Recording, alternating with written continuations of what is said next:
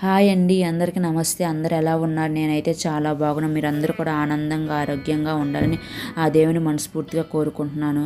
ఈరోజు కూడా ఒక మంచి వీడియోతో మీ ముందుకు వచ్చేసానండి. అదేండి వారాహి నవరాత్రులు పూజలు కదండి. ఈ వారాహి నవరాత్రులు మొదలయ్యి కూడా 3 రోజులు అయితే అయిపోయినాయి. రేపు 4వ రోజుగా మీరు ఎలా పూజ చేసుకోవాలి, ఏ దీపం పెట్టాలో ఈ వీడియోలో మీకు క్లియర్గా చూపిస్తాను.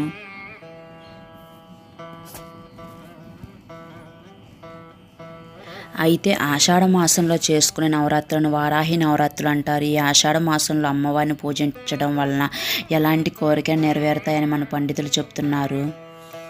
అయితే ఈ నవరాత్రులు అసలు ఎప్పుడు మొదలయ్యాయి, ఎన్ని రోజులు ఉంటాయి? అయితే ఈ వారాహి నవరాత్రులు ఈ నెల జూలై 6 నుంచి 15వ తేదీ వరకు నవరాత్రులు ఉంటాయండి. అంటే ఆషాఢ మాసంలో పాడ్యం నుంచి నవం వరకు ఈ 9 రోజుల పాటు వారాహి నవరాత్రులు జరుపుకుంటారు. నేను మళ్ళీ ఎందుకు చెప్తున్నారంటే కొత్తగా ఎవరైనా చూసినట్లయితే వాళ్ళకి కూడా తెలుస్తుందని చెప్పి నేను మళ్ళీ చెప్తున్నాను. అయితే ఇక్కడ నేను అమ్మవారికి చక్కగా పీట మీద ఏర్పాటు చేసుకున్నా కదండి. మొదటి రోజు నుంచే ఈ రోజు కూడా మనం నిన్న చేసిన పూజ చేసిన ఒక నైవేద్యాలు పుష్పాలు అన్నీ కూడా తీసేసి అన్నీ నీట్గా సర్దుకొని మళ్ళీ అమ్మవారికి చక్కగా నేను ఇలాగ మామిడాకులు సమర్పించుకొని అలాగే ఎరుపు రంగు పుష్పాలతో అమ్మవారికి అలంకరించుకుంటున్నాను. అమ్మవారికి ఎరుపు రంగు పుష్పాలు అంటే చాలా ఇష్టం కదండి. ఈ 9 రోజుల పాటు కూడా నేను ఎరుపు రంగు పుష్పాలతోనే అమ్మవారికి పూజ చేసుకోవాలని అనుకుంటున్నాను. అయితే ఈ వారాహి నవరాత్రులు చాలా శక్తివంతమైనవి. వారాహి అమ్మవారు చాలా మహిమగలది. ఇంత శక్తివంతమైన అమ్మవారిని ఈ నవరాత్రుల్లో అమ్మవారిని పూజిస్తే అమ్మవారి ఆశీస్సులతో పాటు ఎలాంటి కోరిక నెరవేరుతాయి. అయితే అమ్మవారు లలితాదేవి నుంచి వారాహిదేవిగా ఉద్భవించింది. కష్టాల్లో ఉన్నవారు అమ్మవారికి ఈ నవరాత్రులు 9 రోజులు పూజ చేస్తే కష్టాలు తొలగిపోతాయి. అయితే వారాహి నవరాత్రులు మొత్తం 9 రోజులు ఉంటాయి కాబట్టి 9 రోజులు ఏదైనా ఒక రోజు మీ ఇంట్లో పూజ చేసి చూడండి. ఎందుకంటే 9 రోజులతో పాటు కూడా అమ్మవారికి పూజ చేయాలంటే అందరికీ కుదరవచ్చు, కుదరకపోవచ్చు. ఈ 9 రోజుల నవరాత్రులు ఏ ఒక్క రోజైనా అమ్మవారిని తప్పకుండా పూజించుకోండి. ఆ తర్వాత ఇలా నేను చక్కగా అమ్మవారికి ఇలాగ పుష్పాలతో అలంకరణ అయిపోయిన తర్వాత దీపారాధన కుందులకు చక్కగా గంధం కుంకుమ బొట్లను పెట్టుకొని అలంకరించుకున్నాను. ఇలాగ అష్టలక్ష్మి దీపం కూడా పెట్టుకున్నాను ఈరోజు.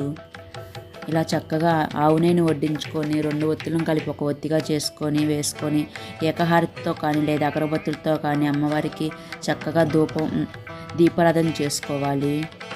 ఇలా దీపారాధన చేసిన తర్వాత ఇక్కడ నేను గణపతికి ముందుగా పూజ చేసుకుంటున్నాను. గణపతికి నైవేద్యంగా బెల్లాన్ని సమర్పించుకున్నాను.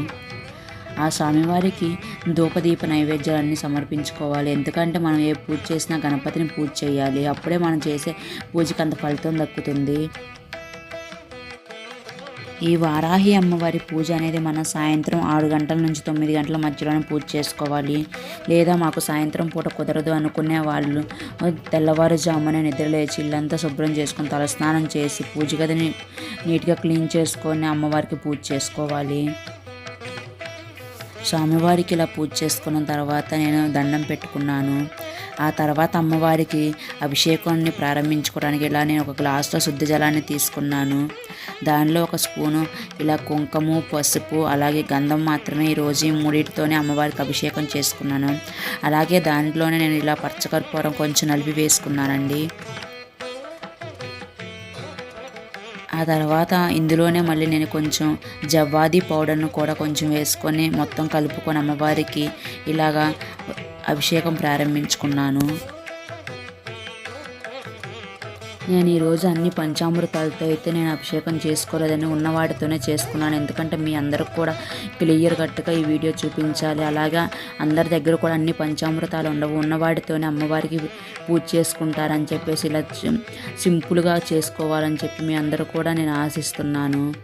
ముందుగా అమ్మవారికి శుద్ధ జలంతో అభిషేకం ప్రారంభించుకున్నాను. అభిషేకం చేసుకుంటూ ఓం శ్రీ వారాహే నమః అనుకుంటూ అభిషేకాన్ని ప్రారంభించుకున్నాను. ఆ తర్వాత ఇవన్నీ కలిపిన వాటితో అమ్మవారికి అభిషేకం చేసుకున్నాను. ఎలాంటి కోరికలను ఇట్టే తీర్చే ఈ వారాహి అమ్మవారికి 9 రోజుల పాటు కనుక పూజ చేసుకున్నట్లయితే అమ్మవారి అనుగ్రహం తప్పకుండా లభిస్తుంది. అలాగే మనం ఏదైనా కోరుకున్నట్లయితే కూడా అమ్మవారు నెరవేరుస్తారని పండితులు అంటున్నారు.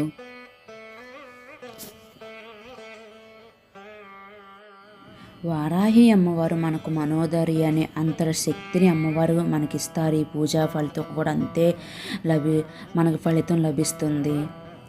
అయితే మీకు ఒక అనుమానం రావచ్చు, అమ్మవారికి మనం అభిషేకం చేసిన నీటిని ఏమి చేయాలి అని మీకు డౌట్ రావచ్చు. అయితే మనం అభిషేకం చేసిన నీటిని మన ఇంట్లో పిల్లలు ఉంటే పిల్లలకు బొట్టు పెట్టుకోవచ్చు, మన ఇంట్లో ఎంతమంది ఉంటే అంతమందికి బొట్లు పెట్టుకోవచ్చు అని నుదుటి మీద బొట్టు పెట్టుకొని సరిపోతుంది.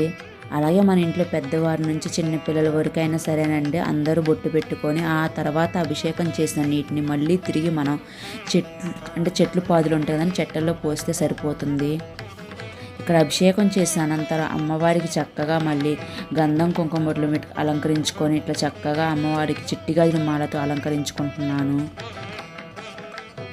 మనం ఈ పూజ చేసేటప్పుడు నైవేద్యం కానీ ఏదైనా అఖండ దీపం కానీ లేదా కలశం అనేది పెట్టుకోవాలా లేదా అని డౌట్ రావచ్చు. కలశం విషయం కానీ లేదా అఖండ దీపం అనేది అది మీకే వదిలేస్తున్నాను. ఎందుకంటే మీకు ఒక సంకల్పం పెట్టుకొని మీరు నిత్య దీపారాధన చేసుకోవాలా లేదా కలశం పెట్టుకోవాలా లేదా అఖండ దీపం పెట్టుకోవాలా అని అది మీకే వదిలేస్తున్నాను.